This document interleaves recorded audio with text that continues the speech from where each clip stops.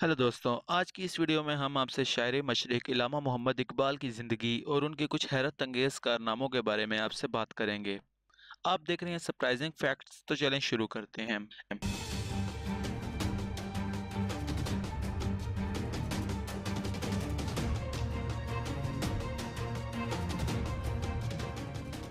इल्लामा इकबाल ज़माना हाज़िर में आलम इस्लाम के सबसे बड़े शायर और फ़लसफ़ी थे, जिन्होंने फ़लसफ़ा खुदी की तशरीह की, इत्तेहाद आलम इस्लाम की दावत दी और नस्ल रंग के ख़िलाफ़ आवाज़ बुलंद की।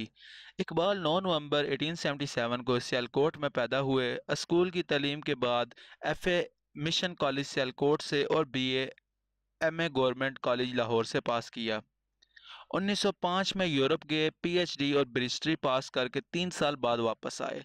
लाहौर में वकालत शुरू कर दी। 1914 में उन्होंने अपना फ़लसफ़ा खुदी पेश किया। फिर इसरार खुदी और मौज बे खुदी दो मसनूइयाँ लिखीं। उनकी शायरी का शोहरा हिंदुस्तान के बाहर दूसरे मुल्कों में भी हो गया। बाद में उन्होंने प्याम मशरिक, ज़बूर, अजम, बांकदार, बाले जिब्रील, जावेद नामा और नज़मों की 2-3 और मजमूए शाये किए। 1930 में इल्लामा इकबाल इंडिया मुस्लिम लीग के सदर मुंतखब हुए। इलाहाबाद में उन्होंने जो खुतबा पढ़ा, उसमें तजवीज़ किया कि हिंदुस्तान में मुसलमान की एक आज़ाद हुकूमत होनी चाहिए, जिसके मातहत मुस्लिम अक्सरियत के इलाके आज़ाद ज़िंदगी बसर कर सकें। यह गोया पाकिस्तान के क़याम का पहला मुतालबा था। 1933 में अदालत का सिलसिला शुरू हुआ। 21 अप्रैल 1938 को इल्लामा इकबाल अपने खालिक़ हकीकी से जा मिले।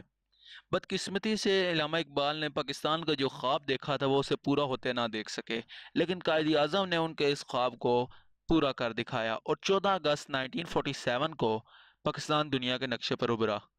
तो दोस्तों, मैं उम्मीद करता हूँ कि आपको ये वीडियो पसंद आई होगी।